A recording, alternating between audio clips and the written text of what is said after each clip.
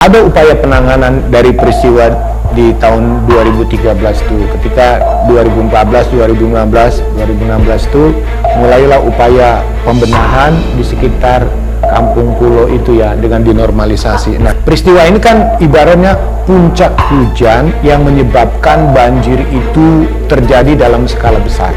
Untuk fokus di wilayah DKI Jakarta ini seperti apa sih Pak, kalau Pak Yayat melihat mulai dari penanganan hingga pengendalian banjir yang sudah dilakukannya? Pertama begini, 5 tahun terakhir kalau kita lihat apa yang dilakukan, memang targetnya itu misalnya apa yang dilakukan sekarang ini kan, memang upaya untuk menata ekosistem atau mekanisme dari master plan itu belum sepenuhnya dijalankan karena pendekatannya dirubah. Misalnya contoh kita melihat sumber resapan yang kemarin menimbulkan pro dan kontra di masyarakat.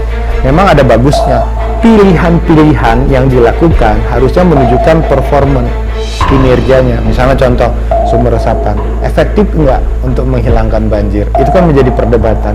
Sumber resapan itu untuk menambah jumlah volume air tanahnya atau untuk menambah menanggulangi masalah banjirnya. Karena ada perbedaan pendapat juga bahwa sumber resapan untuk Jakarta sebagian besar itu tidak efektif. Karena apa? Karena kondisi tanahnya sudah jenuh air. Jadi ibaratnya upaya ini pun harusnya dievaluasi kembali. Karena apa? Anggaran sudah banyak dikeluarkan, sementara bagaimana efektivitasnya juga harus diukur kinerjanya. Jadi semua pilihan, misalnya contoh contoh untuk penanggulangan ini pembuatan kolam retensi ya. Misalnya saya kasih gambaran tentang manfaat. Nah, bisa dikatakan di sini. Ada ini sudah dibangun ya Pak? Nah, ini sudah dibangun. Ada tiga yang dibangun di masa Pak Anies ya kan. Ada namanya ruang limpah sungai. Ruang limpah sungai itu artinya seperti retention pond. Dia memuadahi air yang melimpah di badan air sehingga bisa mengurangi wilayah penyebaran atau limpasannya, kemudian air itu disimpan. Nah, pertanyaan lebih besar lah ya dibandingkan dengan sumber resapan ya. Iya, sumber lebih besar. Kalau ini kan misalnya terukur, ada klaim tentang keberhasilannya 19%, 7%, 30% untuk mengurangi debit air di hilirnya. Itu yang masih menjadi bottleneck sampai sekarang ini ya Pak ya. Nah, tapi kan kalau kita bicara soal skema master plan pengendalian banjir Jakarta ini kan tentu take time sih Pak ya. Artinya kan ini untuk jangka panjang. Pertanyaan terakhir Pak untuk Pak Yayat.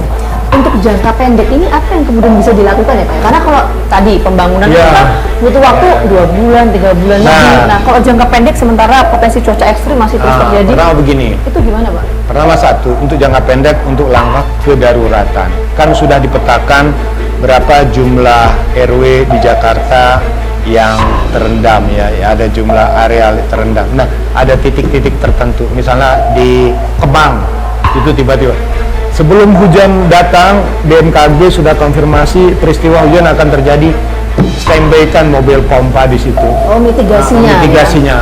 Siapkan pompa itu karena terus terang aja banjir di kawasan ekonomi strategis itu dampaknya luar biasa. Taruh pompanya di situ, aktifkan semua pompa untuk mengantisipasi. Apa yang dikejar di sana? Durasi waktu dalam konteks agar genangan itu cepat menghilang. Karena untuk standar Jakarta ini yang harus dicamkan adalah genangan harus tinggal kenangan. Bahwa sekali lagi seperti apa yang dikatakan oleh Pak Gubernur, hujan makin ekstrim.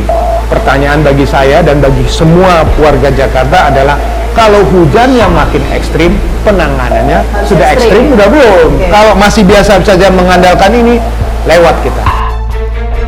Kami melanjutkan penelusuran